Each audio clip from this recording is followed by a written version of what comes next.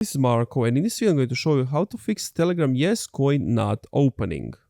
There are a few solutions you can do, so let me go through them.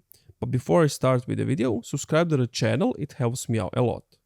So first solution, if you are on your iOS phone or Android Play Store, Android phone, to go to the App Store or Google Play Store and then update Telegram to the latest version.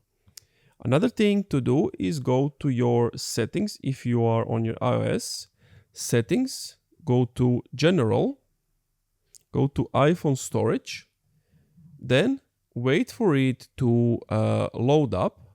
Once it's loaded up, what you want to do is find Telegram like so, and you want to delete the app and reinstall the app again from the App Store.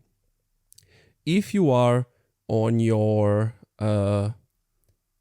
Android, so you want to go to menu, more, settings, or menu, settings, privacy and security, and clear cache that way. And if you want to delete the app, go to Google Play Store. At the top right, tap the profile icon, tap manage apps and devices, manage, tap the name of the app you want to delete, and then tap install. Now, if these things still didn't work, go back to your Telegram and type in /start,